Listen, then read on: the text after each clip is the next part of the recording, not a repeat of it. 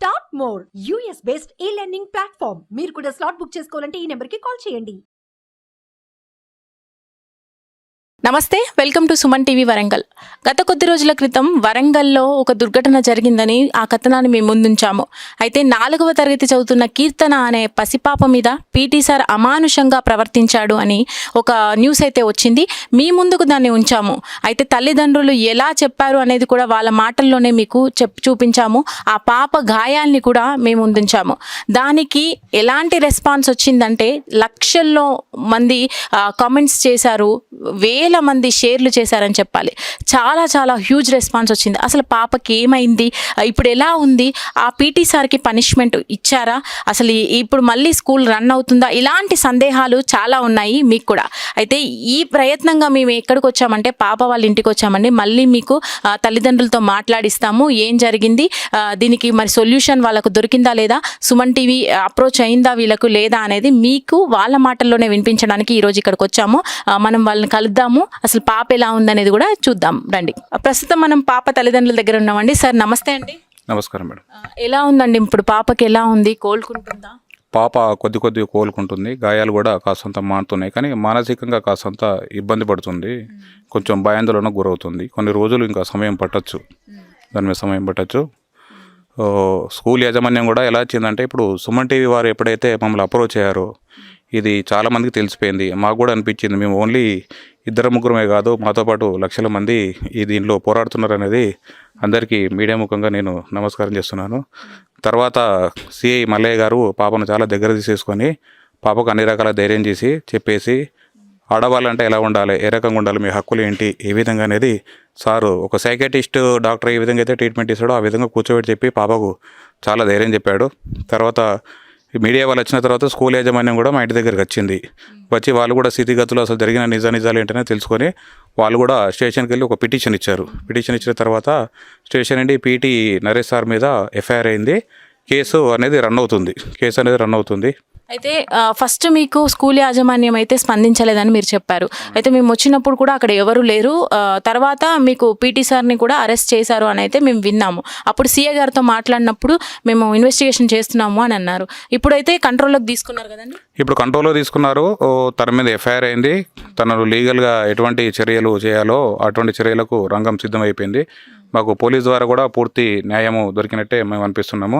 కాకపోతే ఇటువంటి ఘటనలు ఇంకోసారి ఇటువంటి చిన్నపిల్లల మీద ఏంటంటే వాళ్ళ మెదడు మీద ప్రభావం పడితే భవిష్యత్తులో ఇప్పుడు మన రాష్ట్రపతి అటువంటి వాళ్ళు మహిళలు ముర్ము, ఈ పిల్లలు కూడా అంత డెవలప్ కావాలనే ప్రతి ఒక్క తండ్రి ఆశ. కానీ వీళ్ళ ఏ భవిష్యత్తున కూడా మేధాశక్తి అనేది ఇక్కడికి ఆగిపోవద్దు. స్కూల్లో అయినా కూడా మానిటర్ చేయాలి, అసలు ఎంతమంది కూర్చుంటున్నారు, ఒకసారి పిల్లల్ని ఎంతమంది అబ్జర్వేషన్ చేస్తున్నారు, ఒక సీసీ కెమెరా మానిటర్ కాకుండా కొన్ని ప్రదేశాలు స్కూల్లో ఎందుకు మిగిలిపోతున్నాయి అనే దాని మీద మేము స్కూల్కి వెళ్ళి మేము అడిగితే వాళ్ళు ఏమన్నా కూడా మా వల్ల జరిగిన ఇబ్బంది ఏమన్నా కూడా మేము క్షమాపణలు కోరుతున్నాం. ఎటువంటి మా దగ్గర ఫెసిలిటీస్ లేకపోయినా కూడా మేము అన్నీ అరేంజ్ చేస్తాము. మళ్ళీ మీ పిల్లల్ని మా దగ్గరికి పంపాలి. ఈ కాంచెలి ఎటువంటి మీరు అభద్రతా భావానికి లోన్ కావద్దు, ఏమైనా కూడా పిల్లల్ని పంపిస్తే మేము మంచిగా చూసేసుకుంటామన్నాడు. వాళ్ళు హామీ ఇచ్చారు. కాకపోతే ఈ హామీ అనేది ఈ సుమన్ టీవీ వాళ్ళు రాకముందుకు వాళ్ళు వచ్చి మర్యాదపరంగా కలిసి చేస్తే మాకు కూడా కాసంత ధైర్యం ఉండేది. ఎప్పుడైతే మీడియా వాళ్ళు సుమన్ టీవీ వాళ్ళు వచ్చి ఇదంతా చేసి పోలీస్ స్టేషన్కి వెళ్ళి వాళ్ళు కలిసి చేసిన తర్వాత ఒక ఉవ్వెత్తున పెద్దన ఉద్యమం లెక్క జరిగి నాకు కొంచెం న్యాయం జరిగింది. ఇప్పుడు స్కూల్ యాజమాన్యం కూడా దిగి వచ్చినట్టే అని నేను అనుకుంటున్నాను.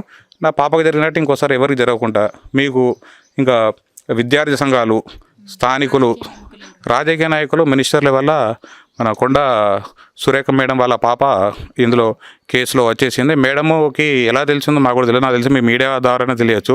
మేడం వాళ్ళ అబ్జర్వర్లను పంపించింది, వాళ్ళ పిఎన్ పంపించింది. అక్కడ ఉండే అసలు ఏం జరిగింది, నిజ నిర్ధారణ, ఎలా కొట్టాడు, ఎందుకు కొట్టాడు, అవసరం ఏమొచ్చిందని సిఐ మలయ్య గారితో కూడా వాళ్ళు మాట్లాడడం జరిగింది. వాళ్ళ ద్వారా కూడా కేసు చాలా ముందుకు పోయింది. ఇక్కడ ఎటువంటి ప్రేలాపన కానీ వేరే సైడ్ నుంచి ఒత్తిడి కానీ అనేది మాకు ఏం రాలేదు. అంతే న్యాయంగా 100కు 100% లీగల్ అయిన కేసు మూవ్ అయింది. ఎక్కడ కూడా ఎటువంటి ఇబ్బంది లేకుండా పోయింది. ఈ మీడియా వాళ్ళకైనా, ప్రజా సంఘాలు, విద్యార్థి సంఘాలు, సురేఖ మా ఫ్యామిలీకి, మీ సుమన్ టీవీ వారికి మేము ప్రత్యేక ధన్యవాదాలు తెలుపుకున్నాం. ఎందుకంటే మాకు న్యాయం దిశగా మేము అడుగులు వేస్తున్నాం. మాకు 90% న్యాయం జరిగినట్టే. థ్యాంక్ యూ అండి. ఒక తల్లిగా మీరు చెప్పండి, ఎలా అనిపించింది? అంటే ఆ పాపను చూసినప్పుడు మీ పరిస్థితి మేము దారుణం అని చెప్పాలి. అయితే చాలా షాక్ అయిపోయినా. నేనైతే బాడీని చూసిన తర్వాత షాక్ అయినా. ఫస్ట్ వాళ్ళు రాలేదు, మీరు వచ్చినాకనే వాళ్ళు ముందుకు వచ్చిల్లు. ఇప్పుడైతే మంచిగానే అనిపిస్తుంది. వాళ్ళు మంచిగా చూస్తారు. పాప కోలుకుంటుందండి, మెల్లమెల్లగా కోలుకుంటుంది. మీరు కూడా దాని నుంచి బయటికి రావాలని మనస్ఫూర్తిగా కోరుకుంటున్నాము. ముఖ్యంగా సార్ మీరు ఆ రోజు బాధపడిన విధానం అయితే చాలా వరకు ఎవరికి కూడా పాపం చూసే వాళ్ళు కూడా చాలా ఇబ్బందిగా ఫీల్ అయ్యారు. అసలు తల్లిదండ్రులకు రక్షణ లేదా అన్నట్టుగా వాళ్ళు కూడా ఫీల్ అయ్యారు. మీరు కూడా ధైర్యంగా ఉండండి. ఆడపిల్ల ఏదైనా షేర్ చేసుకునేలాగా మీరు పెంచండి, వాళ్ళని ఉన్నత స్థాయికి తీసుకొచ్చేలాగా మీరు కూడా ప్రయత్నం చేయండి. ఏదున్నా షేర్ చేసుకునేలాగా చూడండి. స్కూల్లో మాత్రం కెమెరాలు ఉండాలి. ట్యాప్ కాడైనా బాత్రూమ్ కాడైనా ఎక్కడైనా కెమెరాలు ఉండాలి.